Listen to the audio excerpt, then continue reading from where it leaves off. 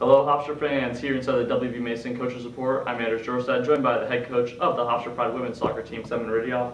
Coach, how are you doing today? I'm doing great, thanks, Anders. Your team coming off the Army Invitational, a 1-1 tie with DePaul, and a 5-2 win over UNC Greensboro. Your overall assessment of those games? Leading into that weekend, I was a little bit apprehensive. But after playing both games, coming away with a 1 win and a tie is a fantastic effort from this team. DePaul were a very, very good team, and in reality they were better than us and they deserved to beat us. But we talk about this all the time, the mental fortitude of this team and the attitude of the players was tremendous that night.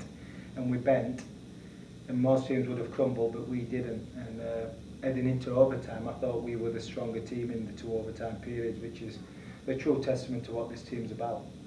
5 goals in that game against UNC Greensboro. That's better than the total that your team had so far, which was 2. What allowed that offensive explosion from your team? I think it's a combination of a couple of things.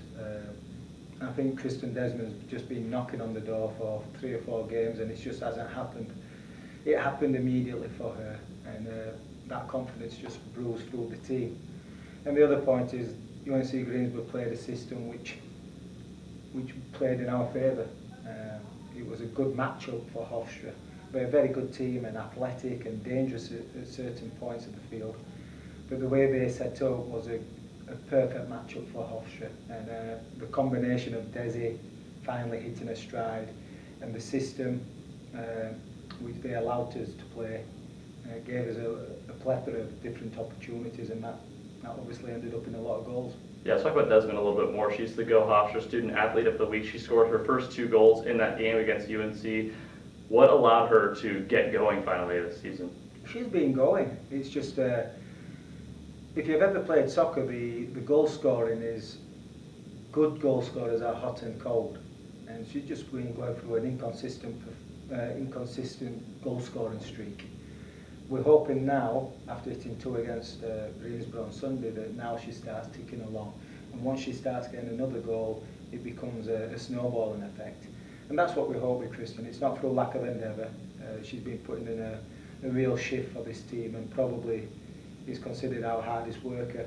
She's been leading the front line and she's been doing a tremendous job. It just hasn't been happening in regards to statistics. Sunday did. And we're hoping that this upcoming Saturday she'll continue that way. Let's go to the defensive end a little bit. Jenna Morrison saw some minutes late in that game. Can we expect to see more from her, and what has she been showing you in practice? Again, we always want to give people an opportunity to shine. And the Greensboro game was a fantastic chance to do that. We were winning, we were comfortable. 3-goal cushion allowed us to try different players in different positions, which is difficult one season. Once season starts going, you have a certain comfortability with your starting 11 and your rotation. So this was an opportunity to give a few players a chance to play at this level, to gauge where they fit and see whether they've got potential moving forward. And Jenna held her own. She did very well. And it's just a sign of what we've got in depth in that position. Freddie and Ash, as we know, have been standing on their heads, and now Jenna is a viable option as well. So we're pretty content with how things are going so far. The host team from the Invitational, Army, now comes to visit Hempstead to face you guys. What's your thought of their team so far? They're a very good Army organised team. You have these stereotypes of what you'd expect an Army team to be, and that's what they are. They're big, powerful, strong, organised, disciplined. A lot of character on that team. They've got some good players in very key positions. The results haven't been going their way, which is always it's like a banana skin for Hofstra. You know, do we overlook this team? And these happen in a short season when you're dealing with 18 to 22-year-old players. Sometimes you can oversee somebody who you feel is inferior. This Army team's the best team I've seen who haven't got a win yet this year, and it's going to be a tough battle for us both mentally and physically, and we have to be prepared and we have to treat this team as good as we would a Willem and Mary. Marsha's a tremendous coach. She's been around for years. She played at UNC. The knowledge of a game is second to none, and you've got to respect that. And they're going to come with a game plan, they've seen us play 2 times this weekend, so they know our strengths and weaknesses. So they'll come with a game plan, and hopefully we can counter that with our own and get a W.